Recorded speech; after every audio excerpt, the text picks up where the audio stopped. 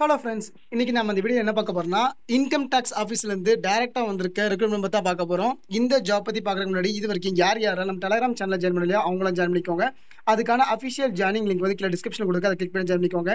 இந்த ஜாப்க்கான education qualification பொறுத்த வரைக்கும் நீங்கள் ஏதாச்சும் ஒரு டிகிரி படித்தாலே போதும், நீங்கள் எலிஜிபிள் தான். இதுக்கான சேலரி பொறுத்த வரைக்கும் 18,000 ஸ்டார்ட் ஆகுது. அது போக எக்ஸ்ட்ரா அலவன்சஸ் உண்டு. இதுக்கு வந்து எந்த ஒரு எக்ஸாம் ஃபீயும் கிடையாது. டேரெக்டாக உங்களோட மெரிட் பேசிஸ் தான் உங்களோட ஆல்ரெடி செலக்ட் பண்ணுறாங்க. இந்த ஜாப்க்கு அப்ளை பண்ணுறதுக்கான கடைசி டேட்னா 31/7/2025 அன்றைக்கி தான் இதுக்கு அப்ளை பண்ணுற கடைசி டேட்டு.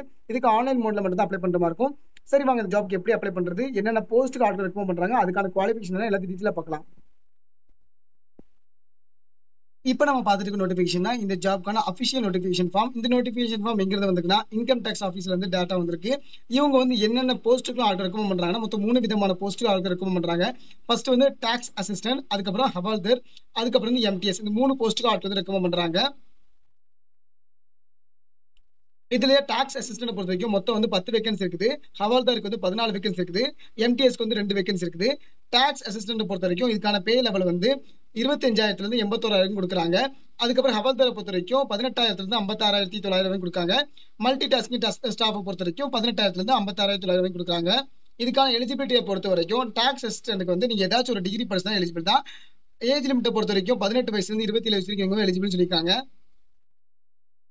அதுவே ஹவால்தாரை பொறுத்த வரைக்கும் நீங்கள் வந்து 10th முடிச்சாலும் எலிஜிபிள் தான். இதுக்கான ஏஜ் லிமிட்டை பொறுத்த வரைக்கும் 18 வயசுலேருந்து 27 வயசு வரைக்கும் எலிஜிபிள். இதுக்கு மட்டும் பிசிக்கல் ஸ்டாண்டர்ட்ஸ் வந்து கேட்டிருக்காங்க. ஸோ அது என்னன்னு பார்த்துக்கோங்க.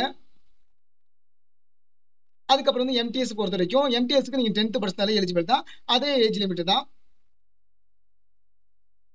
இந்த ஜாப் பொறுத்த வரைக்கும் எந்த ஒரு எக்ஸாம் ஃபீஸும் கிடையாது. டேரக்டாக மெரிட் பேசிஸ்ல செலக்ட் பண்ணுறாங்க. அது எப்படின்னா, இது வந்து ஸ்போர்ட்ஸ் கோட்டாலேருந்து வரும். ஸோ நீங்கள் வந்து இதில் கீழே கொடுத்துருக்க ஏதாச்சும் ஸ்போர்ட்ஸில் வந்து நீங்கள் கலந்துக்கிட்டு அதில் வந்து நீங்கள் சர்டிஃபிகேட் எடுத்தீங்கன்னா அதை யூஸ் பண்ணி நீங்கள் வந்து இதுக்கு அப்ளை பண்ணலாம்.